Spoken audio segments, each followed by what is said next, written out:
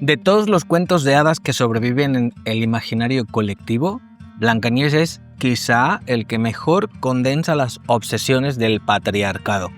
La belleza como valor máximo, la competencia femenina como tragedia anunciada y la pasividad premiada con un príncipe.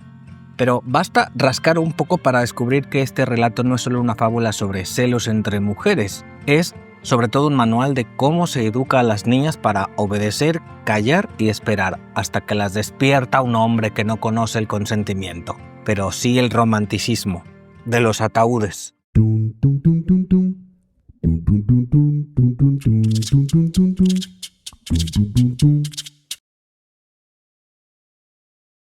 Usa los arquetipos clásicos para crear cuentos nuevos y personales. Cómpralo o tómalo por suscripción en mi web. Añade 12 clases 1 a 1 para elevar la originalidad de tus cuentos.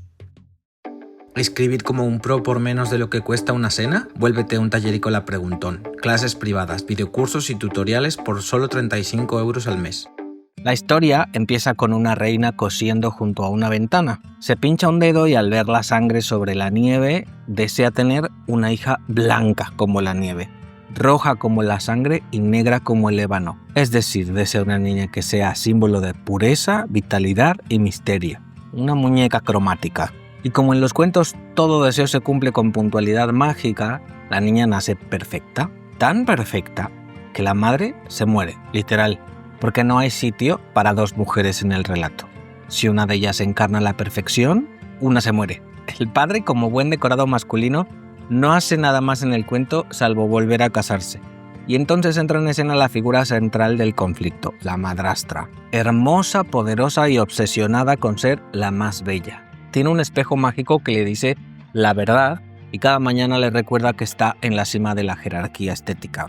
Hasta que la niña crece y a los 7 años el espejo cambia el veredicto. Su supremacía estética. Espejito, espejito mágico. ¿Quién es la más bella de todas? Blancanieves es 1000 veces más bella. Comienza la caída.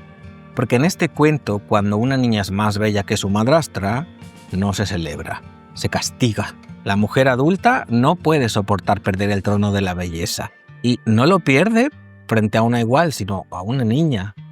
Y eso desata su furia asesina. La reina no solo quiere eliminar a Blancanieves, quiere comerse sus pulmones y su hígado bien cocinados, bien condimentados.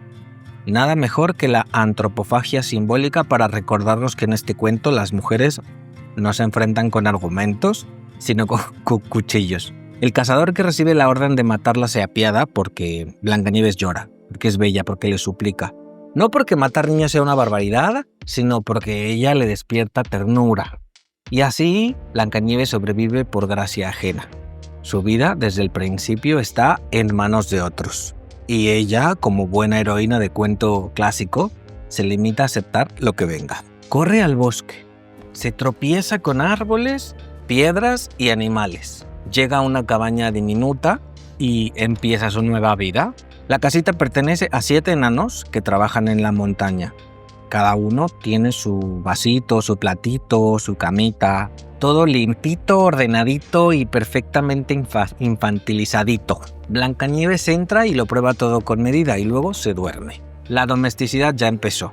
Cuando los enanos regresan y descubren a la niña, no se asustan.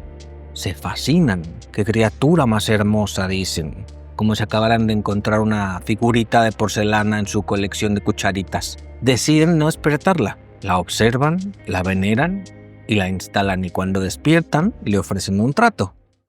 Si cocinas, limpias y cuidas de nuestra casa de manera ordenada, te quedarás con nosotros. No preguntan por su bienestar, no ofrecen protección desinteresada, le hacen una oferta laboral, que sea nuestra ama de casa a cambio de techo y comida. Y ella, claro, acepta feliz. Porque en este mundo, si una mujer quiere sobrevivir, debe ganarse el pan fregando platos. Lo siguiente que hacen los enanos es advertirle que no abra la puerta a nadie. Una advertencia que en cualquier otro cuento sería una muestra de cuidado. Aquí es un blindaje contra la madrastra. La reina, por su parte, cree haberse comido a su rival. Está en paz. Pero, como toda narcisista que se precie, necesita confirmación constante. Vuelve al espejo, pregunta, y el espejo le responde: Espejito, espejito mágico, ¿quién es la más bella de todas? Blancanieves sigue viva y es 1000 veces más bella. Porque nunca miente. Y le da el nuevo parte de guerra. El escalofrío que le recorre la espalda es puro odio, porque para ella ser bella no es solo una ventaja, es una condición de existencia. Si no es la más hermosa, no es nadie.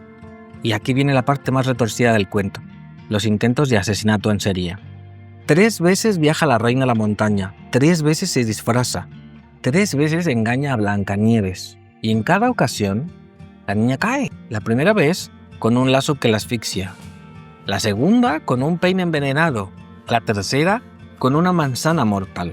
En cada uno de estos episodios la reina perfecciona su método y en cada uno Blancanieves muestra una ingenuidad estructural. No aprende, no se protege, nunca dice no. Solo abre la puerta y deja que la violencia entre peinándole el pelo. La escena de la manzana es el clímax del veneno simbólico. La reina ofrece la fruta en 2 mitades. Una blanca para ella, una roja para Blancanieves. Come la suya para demostrar que no hay truco. Y Blancanieves, deslumbrada, muerde la suya. Cae, muere. La madrastra ríe, blanca como la nieve, roja como la sangre, negra como el ébano. El epitafio más cruel del cuento. No solo ha muerto, su belleza ha sido sellada como decoración.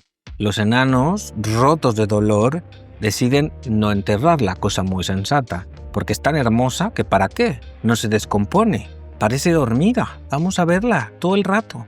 La colocan en un ataúd de cristal para que la sigan viendo, para que su belleza siga siendo contemplada incluso muerta. El cuerpo de Blancanieves se convierte en un museo, un altar, un trofeo inerte. Y ahí queda, hasta que aparece un príncipe que ni la conoce, pero la ve y ya. Eso basta. Se enamora de la muerta, no de su voz, no de su risa, no de sus ideas, de su cuerpo, de su cara, de su estética congelada. Le pide el ataúd a los enanos, les ofrece oro a cambio, ellos se niegan. Estoy editando el vídeo del análisis de Blancanieves, no lo puedo evitar, o sea, has notado el debraye de la IA al crear este b-roll. Uno de los enanitos se obsesionó tanto con Blancanieves que ya se dragueaba como ella. Canelita pura. Entonces, él dice que no podría vivir sin verla y les promete que la honrará como lo más preciado. Y ellos, conmovidos por tanta devoción necrofílica, le regalan el cuerpo. Y mientras transportan el féretro, tropiezan. El ataúd se sacude y el trozo de manzana que aún estaba en la garganta de Blancanieves sale disparado. Eso no era un trozo de manzana, era la puta manzana completa. Joder, como no iba a estar muerta.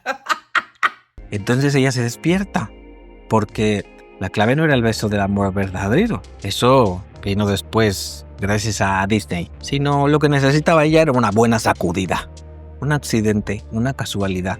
Porque si algo deja claro este cuento es que Blancanieves no es dueña de su destino. Es un objeto que los demás trasladan, miran y celebran. Cuando abre los ojos, el príncipe le explica la situación. Te amo con todo mi corazón, Blancanieves. Que la quiere llevar a su castillo y casarse con ella. Y ella, oh sorpresa, acepta. ¿Por qué? Nadie lo sabe, nunca lo sabremos. Tal vez porque se despertó de la muerte y le ofrecen un palacio. Tal vez porque no tiene opciones. Porque en este cuento, como en tantos otros, las mujeres no eligen, se las elige. El final, eso sí, se reserva un acto de justicia poética. A la boda invitan a la madrastra. Ella, todavía pendiente del espejo, se entera de que hay una nueva reina más bella que ella. Se presenta en el castillo y ahí descubre que es Blancanieves. La sorpresa la paraliza. Y como castigo, le hacen calzarse unos zapatos de hierro al rojo vivo. La obligan a bailar hasta caer muerta. Una ejecución bastante ejemplar. Una danza mortal.